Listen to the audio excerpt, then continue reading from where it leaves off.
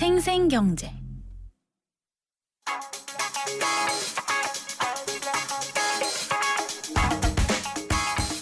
안녕하세요. 멜로디 경제 대중음악 평론가 이대화입니다. 싸이의 강남 스타일이 유튜브 집계의 한계를 뛰어넘어서 화제를 모으고 있습니다. 유튜브는 얼마 전 SNS 구글 플러스를 통해서 지금까지 사이트를 운영하면서 32비트의 한계를 뛰어넘는 동영상이 등장할 것이라는 생각은 전혀 하지 못했다, 이렇게 밝혔는데요. 이는 강남 스타일의 조회수가 32비트의 정수로 표현될 수 있는 최대 숫자인 21억 4,748만 3,647을 넘겼다는 뜻입니다. 강남 스타일은 현재 역대 최다 조회수 동영상으로 기네스북에 올라 있는데요. 이 기록만으로도 대단한데 유튜브의 설계 한계를 넘어선 수치를 기록하다니 정말 상상 초월의 히트가 아닐 수 없습니다. 유튜브는 업그레이드를 통해 조회수가 제대로 표시되도록 만들겠다고 약속했고요. 앞으로도 이를 통해서 강남 스타일의 카운트를 지속할 거라고 밝혔습니다. 강남 스타일이 과연 어디까지 뛸 수 있을지 정말 궁금해집니다. 음악은 오랜만에 또 한번 듣겠습니다. 싸이의 강남 스타일입니다.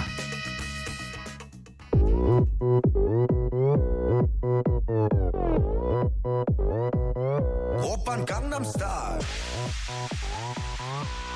강남 스타일.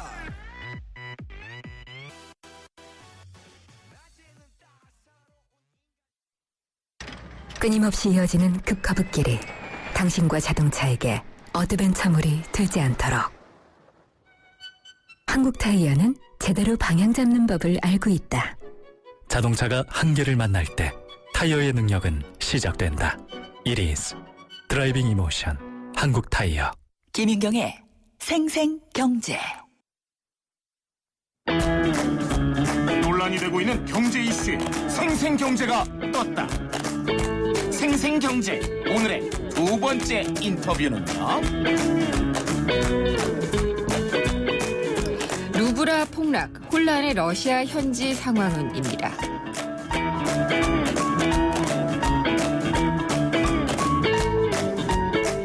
러시아 경제, 이른바 짜르 경제가 굉장한 위기에 처하고 있는 것 같습니다.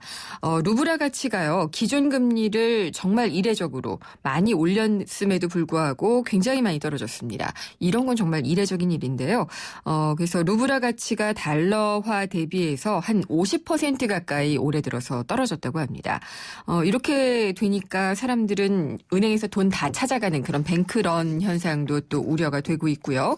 물가가 급등하니까 사재기에 나서는 사람도 있다고 합니다. 지금 사둬야지 나중에는 좀 괜찮을 수 있으니까요. 이런 상황들을 보면은 1998년이었죠. 러시아가 디폴트를 맞았던 때에 위기가 재현되는 것이 아니냐, 이런 얘기가 나오고 있는데 좀 불안하기는 합니다. 그래서 현지 상황을 직접 좀 들어보려고 합니다. 우리 현지 기업들의 상황을 잘 알고 계실 것 같은데요. 코트라 러시아 노시비르스크 무역관에 계신 김동묘 관장을 저희가 전화로 연결해봤습니다. 관장님 안녕하십니까? 안녕하십니까? 네. 올겨울 한국도 굉장히 추운데요. 러시아도 많이 춥죠? 예, 추운 편입니다. 네, 좀 몇 도 정도 되나요? 현재 오늘은 평소보다 날씨가 좀 따뜻한 편인데요. 네. 현재 눈이 내리고 있습니다만은 온도는 한 마이너스 8도 정도 기록하고 있습니다. 아, 그렇군요. 근데 이제 경기를 생각하고 그러면은 굉장히 러시아에서 느끼는 이 체감 온도는 낮지 않을까라는 걱정도 좀 되네요. 예. 네. 지금 러시아가 현지 시간으로 몇 시인가요? 지금 여기 노보시비르스크는 현재 1시 20분을 기록하고 있고요. 예. 모스크바 기준으로 말씀드리면은 약 한 9시 한 20분 정도 되는 것 같습니다. 1시요, 그러면? 10시, 죄송합니다. 10시 20분입니다. 예. 아, 예. 지금 그러니까 낮이군요. 예. 예. 오늘 루브라는 어땠는지 또 궁금한데, 달러 대비 루브라 가치는 오늘은 어땠나요? 예, 보통 러시아 외환시장은 모스크바 시간 기준으로 한 12시, 그러니까 지금 한국 시간으로는 오후 6시경에 장이 열리는데요. 2시간 이후에 열리는군요. 네. 예. 러시아 중앙은행에 의하면 금일 현재 달러 대 루블 기준 환율은 1달러당 한 61.15달러, 네. 유로 대 루블 기준 환율은 1유로당 76.15 유로를 기록하고 있습니다. 네. 러시아 루블화의 달러 대비 환율은 연초 대비 한 48% 이상 저하됐고요. 루블화에 대한 유로화에 대한 루블화의 가치는 43% 정도 폭락했습니다. 네. 일부 전문가들은 내년 초 달러 대비 루블 환율을 약 달러당 80루블대 선 이상까지도 바라보고 있다고 합니다. 그러니까 더 떨어진다는 얘기네요. 예, 예. 예. 근데 러시아 정부가, 그러니까 러시아 중앙은행이요. 전 깜짝 놀랐어요. 그 기준금리를 6.5%포인트를 한꺼번에 올려버리더라고요. 그런데도 루블화 가치가 엄청나게 떨어졌는데, 방어가 안 되나 봐요. 예, 뭐 복합적인 요인이 작용했다고 할 수 있겠습니다. 네. 그 연초부터 이어진 그 서방의 경제 제재로 인한 러시아가 경제가 전체적으로 침체되었고요. 네. 연내 불확실성이 심화되었고 무엇보다도 올해 6월 고점 대비 약 45%가 하락한 유가 하락으로 인해 환율이 지속적으로 급락했다고 볼 수 있겠습니다. 그리고 이게 정치 경제적 불안 상태가 그 자본 유출을 부추겼고 이것이 또다시 환율이 급락하는 그런 악순환이 계속 이어지고 있다고 볼 수 있겠습니다. 네. 세계 경제 침체에 따른 수요 감소 그리고 오펙의 감산 실패가 맞물려 유가는 최대한 배럴당 40달러 선까지 하락할 것으로 보이고요. 이는 그대로 그 루블화 폭락을 주도하는 주요 요인이 될 수 있다 하겠습니다. 러시아 경제학자들에 의하면 에너지 산업은 러시아 전체 GDP의 30%, 네. 수출의 약 70%, 그리고 재정 수입의 약 50%를 차지하고 있으며 유가가 약 10% 떨어질 때마다 러시아 경제는 그 GDP는 약 1%가 하락한다고 합니다. 그렇군요. 그러니까 올해 들어서 국제유가가 한 반토막이 됐으니까 러시아 경제가 입은 피해는 상당하겠네요. 예, 예. 네. 근데 이제 루블화 가치가 너무 떨어지니까 그냥 정말 이 돈이 휴지 조각 될까봐 걱정하시는 분들도 많아서 이걸 금으로 바꾸시는 분들도 꽤 많다고 들었거든요. 예. 그 현지 전문가들은 그 내년 신년 연휴 이후에 그 물가가 약 한 15% 정도 상승할 것으로 보고 있고 네. 이후에도 상황에 따라 물가가 더 지속적으로 오를 것으로 보는 예견이 지배적인데요. 이에 현지인들은 현재 각 유통체인에서 재고 정리를 위해 연말 세일을 하고 있는 데다가 네. 내년에 물가가 오르기 전에 물건을 미리 사자고 하는 일종의 사재기 심리가 작용해 각종 물품의 구매를 서두르는 경향을 보이고 있습니다. 예. 뭐 일부 국한된 경우인 것 같아 보편화시킬 수는 없지만 일부에서는 뭐 말씀하셨듯이 귀중품, 또 자동차 등을 구입해 사두는 경우도 있다고 들었습니다. 네. 왜냐면은 불안하면은 그런 것이 나중에 또 돈이 들 수 있다라고 생각할 수도 있어서요. 네. 예. 근데 관장님도 지금 가족들이 다 이 노시비르스크에 거주하고 있지 않으신가요? 예, 맞습니다. 네. 가족과 같이 나와 있습니다. 예, 물가가 이렇게 많이 오르고 루블화 이렇게 떨어지고 그러면은 딱 당장 체감할 수 있는 그런 것들이 있을 것 같은데 어떠세요? 뭐 아무래도 말씀드렸듯이 이제 뭐 계속 수입 물가가 네. 오르기 때문에 이 러시아 전체 그 수입 시장, 그러니까 수입 제품이 전체 시장의 한 40% 정도를 차지하고 있습니다. 그래서 네.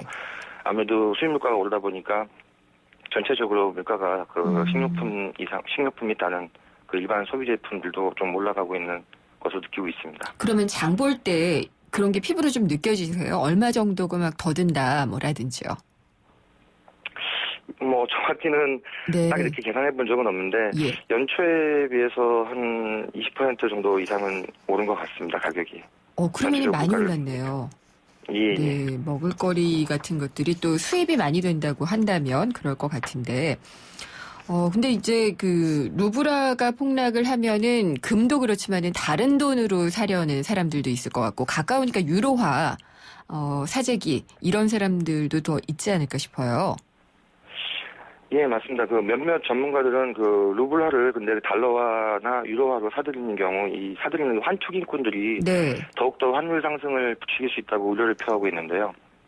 이럴 경우에 이제 더욱더 일종의 악순환이 이어진 상황이 지속될 수 있다고 보고 있습니다. 네.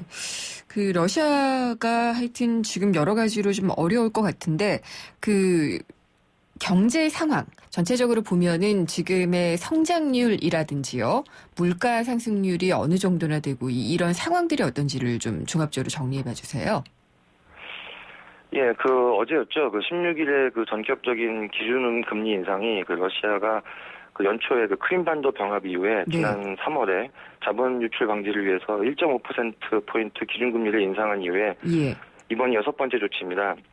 그래서 연초 대비 기준금리는 약 11.5%가 상승하였고요. 네. 이러한 조치에도 불구하고 3분기 민간 자본 순유출액이 약 850달러로 전년 동기 대비 한 93% 정도가 증가한 수치입니다.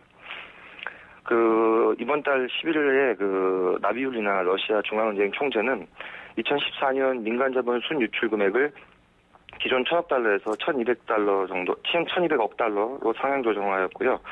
이것은 러시아 경상수지 전체 흑자 금액인 약 550억 달러의 2배 달하는 규모입니다. 네.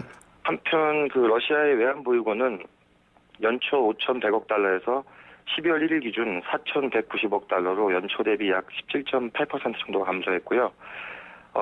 나비울리나 러시아 중앙은행 총재는 유가가 배럴당 60달러 선을 유지할 경우에는 2015년도에 러시아 GDP 성장률은 마이너스 4.5% 내외로 전망하고 있고 네. 배럴당 유가가 90달러 기준으로 할 경우에는 0%대 성장을 전망한 바 있습니다. 큰일 났네요. 배럴당 90달러일 때 제로 성장인데요. 지금 배럴당 50달러 선까지 내려왔으니까요. 그러면은 최악이면 40달러까지도 지금 예상하고 있습니다. 40달러 정도가 되면은 지금 배럴당 60달러 선을 유지할 경우에 내년 성장률이 마이너스 4.5%인데 이렇게 되면은 좀 큰일 나지 않을까라는 그런 생각이 좀 들기도 하는데요. 일단 정치적으로도 우크라이나 사태도 있었고 상당히 좀 불안하기는 했는데 저유가 때문에만 이럴까 이런 생각도 좀 들기는 하고요. 지금의 이 경제 불안, 금융시장 불안 근본적으로 어떤 것들이 문제라고 보시나요?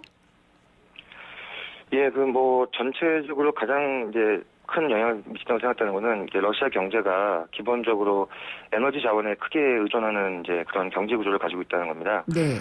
국제 유가가 요동을 칠 때 러시아 경제도 크게 영향을 받는데요. 게다가 올해 같은 경우는 앞서 말씀드렸듯이 올 초에 연초에 크림반도 사태로 인해 네. 서방의 경제 제재까지 받게 되면서 올해 러시아 경제가 큰 타격을 입었다고 보시면 될 듯합니다.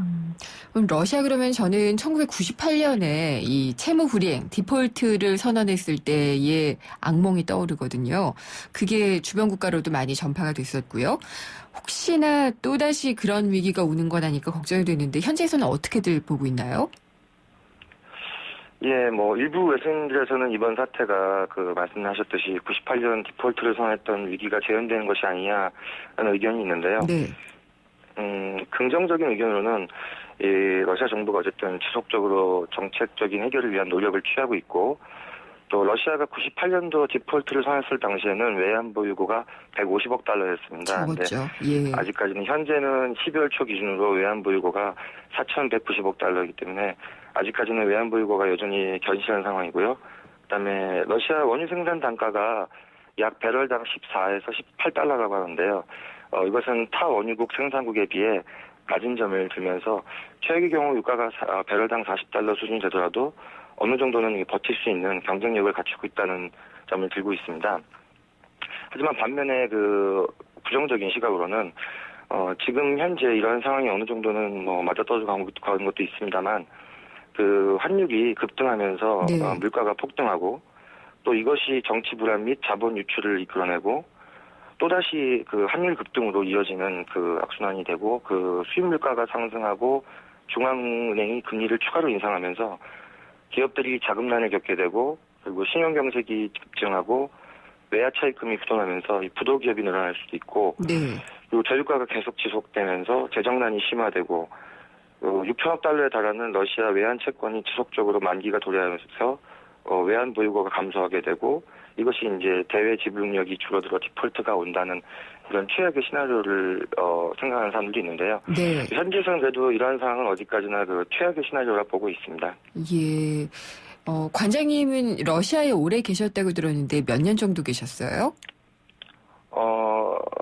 저는 전체적으로는 한 7년 정도. 7년 정도요? 예. 그러면은 이 7년 동안 느껴온 것들이 있으실 것 같은데 지금의 상황 같은 때는 없었죠? 예, 제가 있는 7년 동안은 지금 같은 경우는 없었는데, 2009년도에, 8년도에도 이제 물론 2008년하고 2009년에 이제 경기가 있었습니다만은. 네. 오히려 지금이 좀 덤더라고 볼 수 있겠습니다. 근데 이제 대외적으로 보면은 러시아 정부가 외환 보유액도 많이 있으니까 이것도 투입을 하고 금리도 전격적으로 인상을 하고 여러 가지 조치들을 취하고 있는 것은 같은데, 어떤 면에서 보면은 이게 역부족이 아닐까라는 우려는 되기는 하거든요. 예. 네. 그래서 지금 하고 있는 게 최선일까 이런 생각이 드는데 어떻게 보시나요? 일단 러시아 정부가 일단 금년도에 실시한 그 금융시장 조치로는 지난달 11월에 실시한 더블 바스켓 제도 폐지하고 외환시장 개입폭 제한, 기준금리 인상 이런 걸 줄 수 있겠는데요. 이러한 조치를 하게 된 배경으로는 역시 재정 수입의 50%를 차지하는 그 국제 에너지 가격 하락 및 그 외환 보유고 수준에 따른 부담감이 작용한 것으로 보입니다. 네. 러시아 중앙은행은 지난 11월 외환시장에 대한 두 가지 요소인 더블 바스켓 제도의 폐지하고 정책적인 시장 개입 정책을 폐지한다고 발표했는데요. 이는 당초 2015년 1월에 예정되었던 완전 자율 변동 환율 제도의 조기 도입에 해당합니다. 네. 직전까지 러시아 중앙은행은 이 달러와 유로와 연동하여 최대 변동폭을 제한하고 일정한 변동이 있을 때마다 시장 개입을 하여 환율을 방어하는 정책을 택해왔었는데요. 러시아 중앙은행은 이제 11월에 그 외환시장 개입폭을 하루 3.5억 달러로 제한한다고 밝혔습니다. 네. 참고로 이전에 개정 개입 규모는 무제한이었고요. 하루 최대 25억 달러를 투입한 바도 있습니다. 외부에서는 이러한 러시아 정부의 정책적 노력이 효과를 보일 수 있을지에 대해서는 다소 회의적인 것으로 좀 보고 있고요. 향후 러시아 정부가 추가적인 금리 인상 또는 다른 제한 조치를 내놓을 가능성도 조심스럽게 점쳐볼 수 있겠습니다. 추가로 금리를 올린다면 이거 너무 많이 올릴 것 같고요. 근데 이제 걱정되는 게 우리 기업들, 진출해 있는 우리 기업들인데요. 지금 러시아에 진출해 있는 우리 기업들 어떤 식으로들 대처를 하고 준비를 하고 있나요?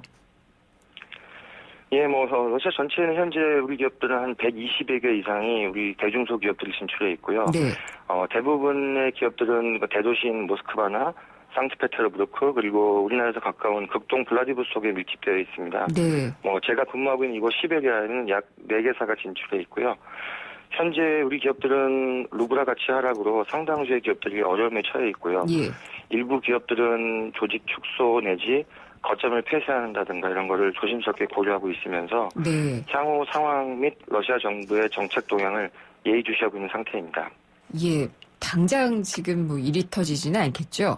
조금 더 기다려 봐도 괜찮을까요? 우리 기업들? 예, 일단은 조금 더 내년 초까지, 일단 현재 좀 있으면 이제 그 연말 연시도 오고, 네. 또 러시아가 1월 1일부터 1월 11일까지 예. 10년 연휴가 11일 동안 공식적으로 있습니다. 그래서 네. 일단 그 이후에 사태를 좀 더 지켜봐야 될 것 같다고 생각됩니다. 예, 알겠습니다. 오늘 말씀 잘 들었습니다. 감사합니다. 예, 감사합니다. 코트라 러시아 노보시비리스크 무역관에 계시는 김동묘 관장님과 얘기를 나눠봤고요. 지금 러시아 현지 얘기들을 위주로 좀 들어봤는데 4부의 경제뉴스 뒤집기에는 러시아 경제의 이런 흔들림이 우리 경제에 미치는 여파에 대해서도 좀 자세히 짚어보도록 하겠습니다. 기대해도 좋아요. 더 멋있고 더 부드럽고 더 완벽해질 나를. 풀스테인리스 커브드 내솥과 처음 만나는 초고압 밥맛. 오늘을 더 맛있게. 쿠쿠 풀스테인리스 고압력 커브드. 쿠쿠. 세계적인 교육 중심지 런던과 미국 본토 교육이 뿌리내린 괌에서 YTN 주니어 영어 캠프가 여러분을 기다립니다. 품격 있는 영국식 영어를 만나볼 수 있는 런던 영어 캠프는 전통 있는 명문대학 캠퍼스에서 이루어지며 유럽의 역사가 숨쉬는 유적지도 둘러보게 됩니다. 따뜻한 기후와 아름다운 해변을 자랑하는 괌 영어 캠프는 명문 사립학교 정규 수업에 참가하며 해양 레포츠도 체험할 수 있습니다. 참가 신청은 YTN 웹사이트와 런던 캠프는 서울전화 723-0550, 괌 캠프 서울전화 533-0585에서 받습니다. 경제를 위한 바른 시각, 본질에 다가가는 심층 분석, 가치를 추구하는 정확한 해석. YTN 라디오 김윤경의 생생경제.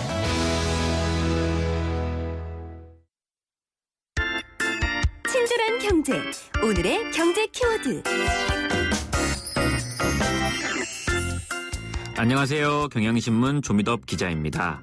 오늘의 키워드는 규제 길로틴입니다. 박근혜 대통령이 지난달 국무회의에서 규제 길로틴으로 암덩어리와 같은 규제를 한꺼번에 없애겠다고 했죠. 길로틴은 프랑스 혁명에서 사형을 집행할 때 사용한 단두대를 뜻합니다. 불어로 기요틴이라고도 하죠. 단두대의 특징은 고통 없이 한 번에 죽일 수 있다는 건데요. 규제 길로틴은 불필요한 규제들을 단두대에 내려치듯이 단칼에 없앤다는 뜻입니다. 규제를 하나하나 없애긴 힘들기 때문에 한 번에 없애야 효과적이라는 이론에 바탕을 두고 있죠. 대표적으로 1984년 스웨덴이 대규모로 규제를 풀어 경제 활성화에 효과를 본 것으로 알려져 있습니다.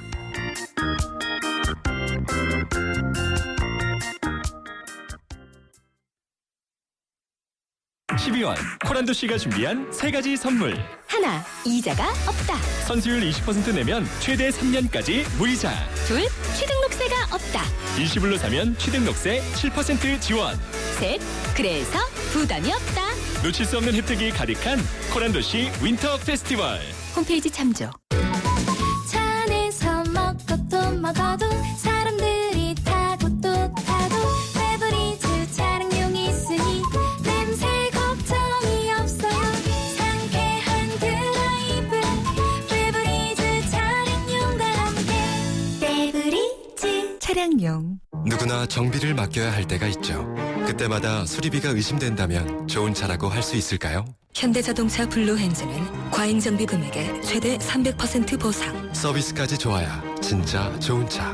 현대자동차 공식 정비 서비스 블루헨즈. New thinking, new possibilities. 현대자동차. 이건 왜?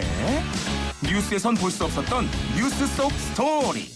경제 뉴스 뒤집기 한판. 세상의 베이스가 되다 포스코 협찬으로 김은경의 생생경제 4부 시작하겠습니다.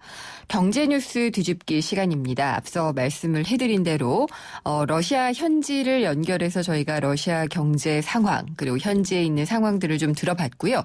이것이 러시아 경제의 불안이 우리 경제에 미치는 영향을 오늘 얘기를 좀 짚어보도록 하겠습니다. 김영희 서강대 경제대학원 교수 전화로 연결했습니다. 안녕하십니까? 네, 안녕하십니까? 네. 러시아가 흔들리니까 신흥국들이 다 흔들리네요. 예. 우선 경제 위기는 역사적으로 보면 계속 반복됐습니다. 네. 시기에서 문제가 있는데요.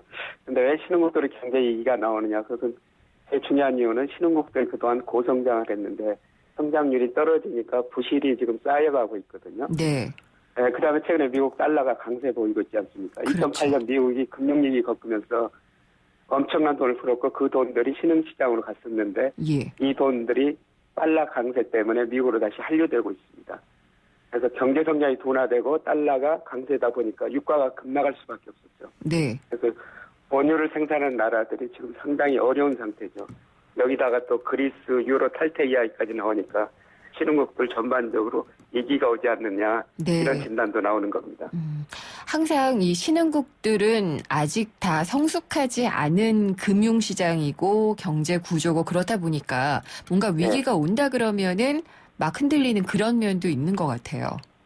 네, 그렇죠. 위기가 온다면은 양대 이론이라고 그래가지고 돈이 네. 한쪽으로 쏠리기 때문에 예. 또 돈이 신흥국에서 빠져나가면서 위기가 현실화되는 경우가 있죠. 네. 근데 지금 러시아 같은 경우에는 그 기름이 정말 석유가 차지하는 부분이 많기 때문에 가장 어려운 상태에 있다. 이렇게 보면 되는 건가요? 예. 러시아 정부의 재정 수입의 약 50%가 원유고요. 네. 그다음에 수출도 보면은 68%가 원유와 천연가스거든요. 근데 지금 러시아 경제가 굉장히 안 좋습니다. 네. 작년에도 1%대 성장했고요. 올해는 간신히 마이너스 성장을 벗어나는 것 같거든요. 그래서 여기다가 물가는 지금 7% 이상으로 많이 오르고 있습니다. 근데 러시아 정부가 내년 예산을 짤 때 유가가 평균 $100 정도는 될 것이다. 이런 식으로 짜놨는데 유가가 네. 좀 절반 정도로 떨어졌지 않습니까? $50대잖아요. 예, 그래서 참 러시아가 어려워지게 된 것이죠. 예. 그 러시아 정부에서 내놓은 것이든지 모르겠는데 저희가 그 3부에서 코트라 연결해서 현지 무역관에 계시는 분하고 얘기를 해봤는데 네. 유가가 이렇게 떨어지게 되면은 배럴당 $60 선까지 떨어지면은 내년 성장률이 마이너스 4.5%라고 지금 전망을 하고 있더라고요. 예. 근데 $50, $40대까지 가고 그러면은 훨씬 더 심각해지겠네요. 예, 훨씬 더 심각해질 것 같습니다. 루블화도 그렇고 지금 주가도 엄청나게 출렁이죠. 예, 루블화가 어제 장중 한 80루블까지 갔었고요. 네. 현재는 한 70루블 약간 넘어서 움직이고 있는데요. 예. 근데 주가가 어제 하루 13% 작년 말에 비해서 무려 56%나 떨어졌거든요. 그러니까 달러 기준으로 러시아 주식을 산 사람들은 원금이 다 없어졌다. 그렇겠네요. 루블화에서 손해보고 주가에서 절반 이상 떨어졌으니까 예. 굉장히 큰 타격을 받고 있을 것 같습니다. 교수님은 러시아 경제 어떻게 될 걸로 보시나요? 네, 저는 당분간 어려워질 거라고 보는데요. 네. 최악의 그 디폴트도 생각해야 되지 않느냐 이렇게 생각합니다. 아, 그래요? 예. 그러니까 악순환인데요. 지금 경제가 예. 굉장히 안 좋지 않습니까? 네. 그래서 루블화 가치가 떨어지니까 루블화 가치가 떨어지면 러시아 물가가 더 오를 수밖에 없고요. 그다음에 러시아 예채가 많은데 예채 부담이 증가하고 그러면 러시아는 또 루블화를 방어하기 위해서 또 기준금리를 인상해야 되거든요. 네. 그러면 경제가 더 나빠지죠. 문제는 단기적으로 지금 러시아 예채가 이제 총 한 7,270억 달러 정도 되는 걸로 추정이 되고 있는데요. 네. 근데 11월부터 내년까지 갚아야 될 예채가 1,690억 달러. 이자 포함입니다만은 네. 과연 러시아가 이거를 갚을 가능성이 있는가? 이게 앞으로 이제 단기적으로 가장 중요한 문제가 될 것 같습니다만은 그런 거 애완 보유액이 뭐 현재 4,200억 달러 정도 된다고 그래가지고 어느 정도 버틸 것 같습니다만은 갈수록 경제가 안 나빠지면은 네. 상당히 쉽지 않아 보입니다. 우리나라도 러시아에 물려 있는 이 채권이 많이 있을까요? 우리나라는 그렇게 많지 않은 거로 지금 추정이 예. 되고 있고요.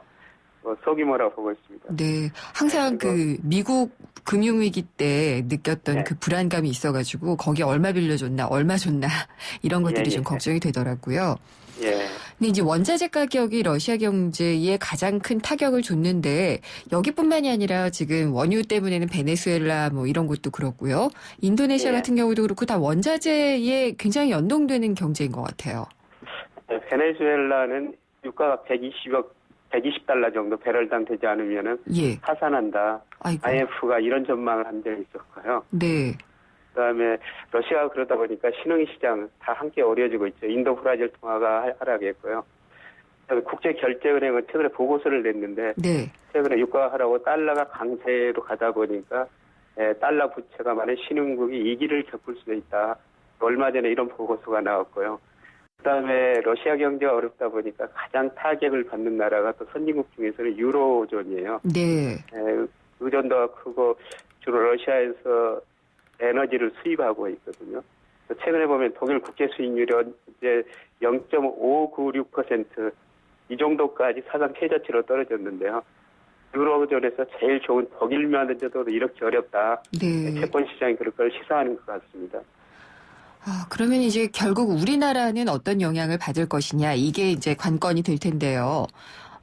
러시아의 위기, 그리고 신흥국들이 같이 동반 위기를 보이는 것이 우리 경제에 미치는 영향, 어떻게 분석을 하면 좋을까요? 우리 경제 2기까지는 가지 않을 겁니다. 왜냐하면 애완보유 3,600억 달러 넣고 우리나라 지금 순채국이거든요. 네. 근데 상당히 경제는 당초 전망한 것보다 나빠질 수 있다. 이렇게 볼 수가 있겠고요. 우리나라 지금 현재 가계부채가 상당히 높은 상황 아닙니까? 네. 이럴 때 내수라도 좋아야 되는데 내수가 지금 살아나기 좀 힘든 상황이고요.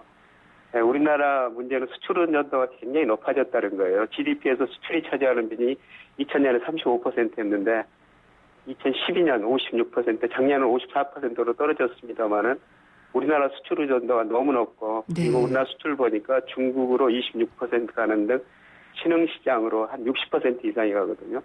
신흥시장이 위기를 겪으면 내수도 안 좋은데 수출도 감소하면서 내년 우리 경제 성장률이 한국은행 정부가 예측하는 3.9%, 4%보다는 훨씬 더 낮아질 수가 있을 것 같습니다. 네. 지금 우리 증시도 일단 타격을 받고 있잖아요. 예, 예. 그리고 보니까 원화도 또 밀려서, 이게 좀 영향을 받는 것 같던데, 이런 것도 전체적으로 금융시장을 힘들게 되면은 실물 경제에도 영향을 미칠 수가 있겠죠? 예, 그렇죠. 지금 우리나라 원화 약세는 주로 최근에 엔화 약세 때문에 그러는데요. 네. 근데 엔화 약세가 사실 우리 수출에 가장 큰 영향을 주거든요. 예. 그러니까 엔화 약세가 되면 내년에 우리나라 수출이 10차적으로 감소할 텐데 여기까지 신흥시장까지 위기가 겹쳐가지고 수요가 줄어들면은 우리 수출 줄어들 수밖에 없고요. 그다음에 엔화 약세되고 신흥시장 불안하니까 환율이 오르면은 네. 또 외국인도 우리 주식 안 사죠.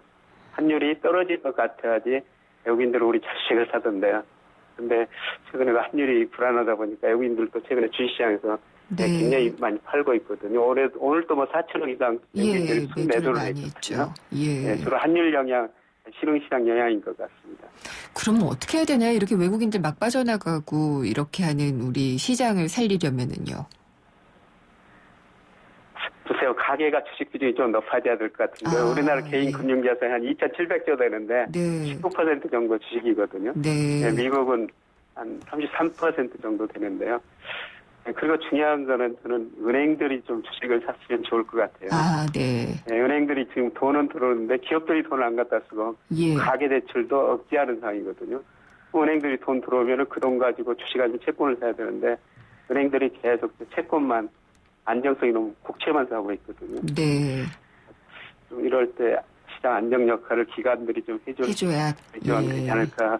네, 그리고 정부도 지금 그 기업들한테 배당을 많이 달라 이렇게 압박하고 있지만은 아마 기업들이 배당은 좀 더 줄 것 같습니다. 네. 배당 많이 주면은 금리가 워낙 낮은 상황이니까 추가에는 긍정적인 상황이 전개될 수가 있는 것이죠. 알겠습니다. 오늘 말씀 잘 들었습니다. 감사합니다. 예, 고맙습니다. 김영익 서강대 경제대학원 교수였습니다.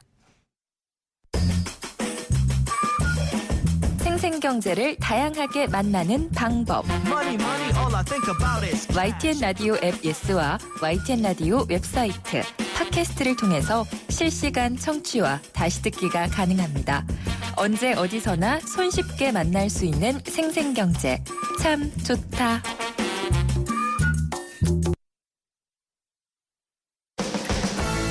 든든한 우리 집 경제 주치, 생생 주치.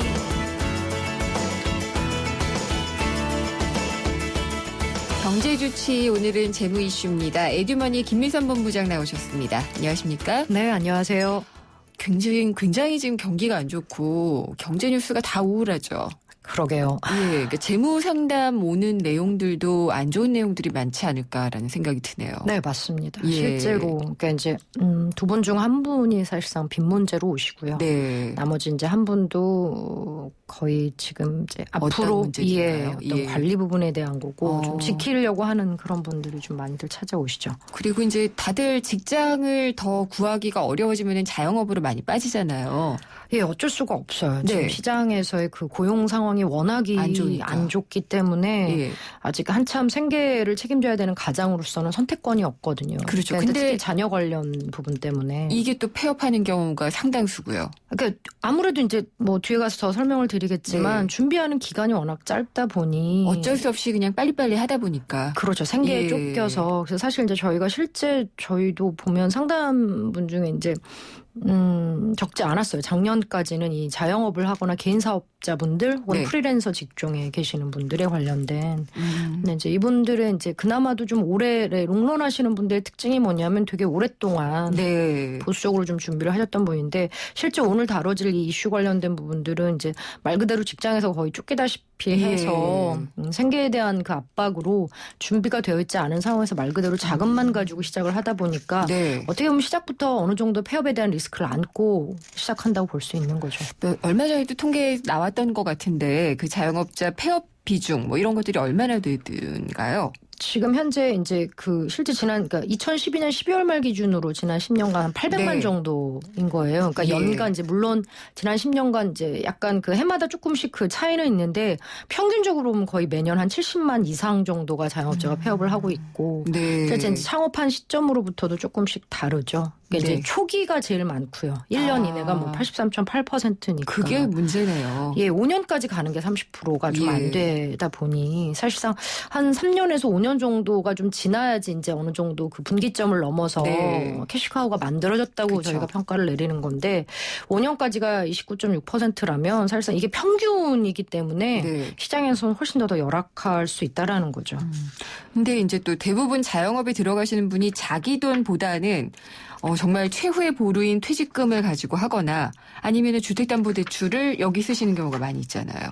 그렇죠. 왜냐하면 이게 자기 문제가 자본이 되고. 그러니까 이제 실제 우리나라 그 자영업 관련돼서 그 평가를 내릴 때도 보면 워낙에 이제 초창기에 들어가는 처음에 이제 그 이렇게 말 그대로 투자를 해야 되는 초기 그 비용 자체가 굉장히 높아요. 6천만 원이 넘고 평균이 사실 시장에서 보면 웬만한 프랜차이즈 빵집을 하려고 해도 1억 가까이가 되거든요. 그러니까 프랜차이즈는 너무 비싸더라고요. 굉장히 비싸요. 그건 뭐 사실상 굉장히 뭐랄까요. 현금 흐름이 되게 좋고 수익이 되게 높은 곳은 대부분 다 본사에서 직영을 하고요. 그러니까 일반 그 소위 말해서 창업을 하려고 하는 분들께 돌아가는 대리점 같은 경우는 이제 수익도 뭐 그렇게 나지도 않을 뿐만 아니라 초기 비용 자체가 뭐 거의 1억이 되거나 이제 1억이 넘다 보니 아무래도 이제 그 퇴직금도 부족하고 그리고 사실 퇴직금을 대부분 또 뭘로 이미 이제 기존에 뭘로 썼냐면 대학 등록금.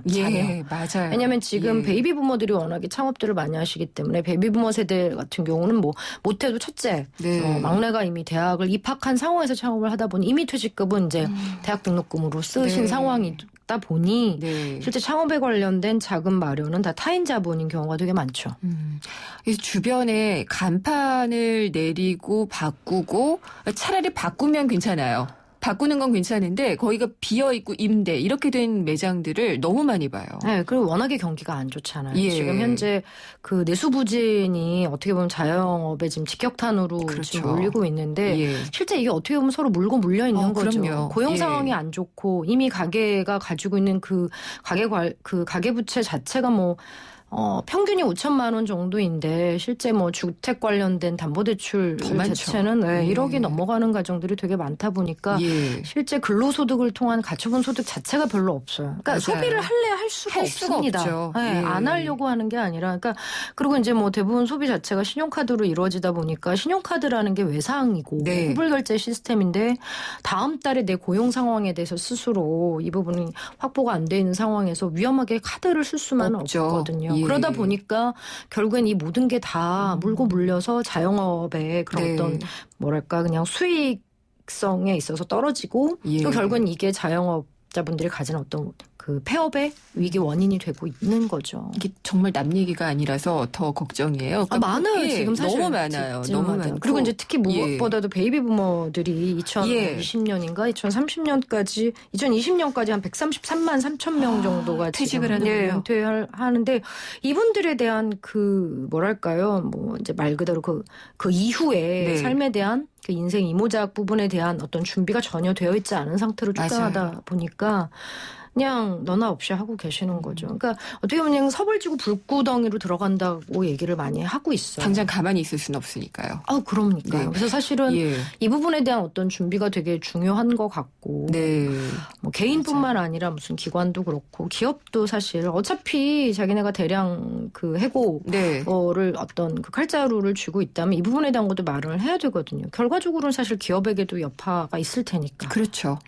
그리고 정말 예전에는 그랬어요. 주유소 하나 가지고 있으면 그냥 뭐 번다.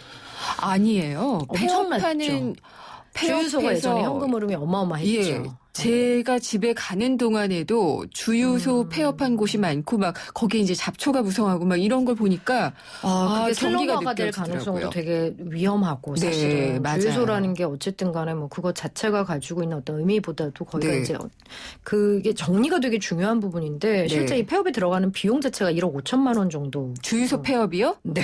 아니 폐업도 마음대로. 아니 왜요? 글쎄 그 원인에 대해서는 뭐 주유소 관련된 부분에 대해서 더 해야 되는데 아마 그 기름이라던가 이런 부분 때문에 그런 게 아닌가 싶기도 하는데 어쨌든 이 비용이 없기 때문에 사실 폐업 못하고 휴업 상태에 놓였다라고 하더라고요. 근데 이게 폐업을 해야 되나 말아야 되나 고민하시는 분들도 이 순간에 참 많을 것 같거든요.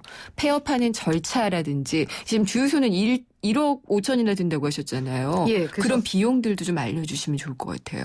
그러니까 이제 주유소 같은 경우는 무슨 석유 및 석유 대체 연료 사업법 뭐 개정안이 있다고 해서 뭐 지원금을 좀 이 부분에 대해서 좀 지원을 한다고 하는데 뭐 도움은 좀 잘 모르겠다고 얘기를 하고 있고요. 일반적인 가게라면은요? 일반 이제 부분에 대해서는 사실은 저희가 그러니까 폐업을 하느냐 마느냐 고민 시점은요 대부분 자금 흐름 때문에 그런 거예요. 그렇죠. 그러니까 내가 사실은 굉장히 이거 중요한 거긴 한데 어떻게 보면 매년 어떤 본인의 그 이제 장부상의 재무제표를 좀 꺼내놓고 이게 말 그대로 이 아이템이 혹은 내가 이게 매출을 일으키는 건지 네. 아니면 비용만 들어가고 예. 그에 대한 효율성이 떨어지는 건지에 대해서 사실은 그 매년 의사결정을 좀 해줘야 되는데 사실은 자영업 하시는 분들이 그 부분에 대한 게 냉정하게 바라보기가 되게 어렵거든요. 그래서 그렇죠. 사실은 가장 좋은 절차는 뭐냐면 네. 중간중간에 계속 점검을 하는 거예요. 전문가와 더불어서. 왜냐하면 뭐 개인 세금 문제라든지 뭐 그런 것뿐만 예. 아니라 사실 아까도 말씀드렸던 그러니까 전체 매출에 대해서 기여도가 어떤 부분인 건지 이익이 이제 나는지. 그럼요. 예. 그리고 이제 말씀드렸다시피 지금 폐업을 고민하는 분들은요. 대부분 어떤 이렇게 저희가 뭐 얘기하는 이런 식의 어떤 네. 이론적인 거에 뭐 전문가가 뭐 예. 이렇게 좀 끼어들어가지고 이 부분에 대한 어떤 절차를 마련하는 그런 게 아니라 실제로 말 그대로 뭐 은행에서 돌아온 무슨 어음 막지 못하거나 이런 것들인 거죠. 뭐 은행에 이제 대출 원리금 이제 네, 갚다 네. 못 갚고 그런 뭐 하물며 뭐 성남이나 이런 분당 지역도 그렇고 강남권에서 이렇게 사업하시는 분들 이렇게 얘기를 네. 거기는 워낙에 몇 억이 넘어가는 그런 경우죠. 그래서 현금 서비스 받아가지고 생계비 해주다가 예, 그렇군요. 예, 그러니까 그냥 손 놔버리는 그런 상황이 많아요. 근데 이제 그렇게 되면 사실상 세금 문제가 굉장히 심각하거든요. 알겠습니다. 그래서 그리고 폐업 같은 경우에는 일단 행정적인 절차가 필요하잖아요. 예, 굉장히 중요하죠. 사실은 간략하게 좀 말씀해 네, 주시면. 행정 절차는 별로 까다롭지는 않습니다. 네. 세무서를 방문하시거나 아니면 예. 이제 홈택스 홈페이지를 직접 방문하셔서 폐업 신고를 하면 되는 거고요. 네. 또 그 서류도 뭐 폐업 신청서라던가 신분증 도장 이렇게 해서 이제 필요한 서류가 있으니까 관할 세무서에 신고를 하시면 되는데 실무적으로는 어떻게?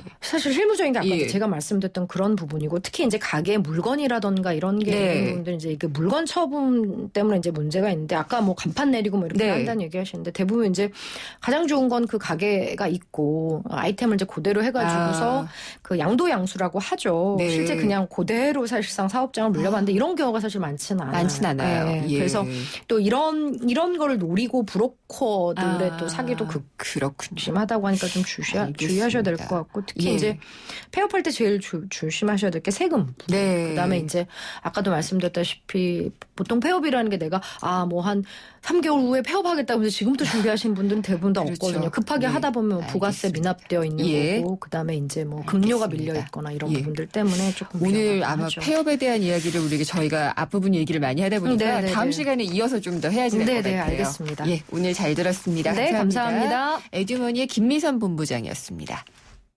메리 쉐비, 크리스마스. 쉐보레, 스파크, 크루즈, 캡티바 구매 시 최대 3년 무이자 할부.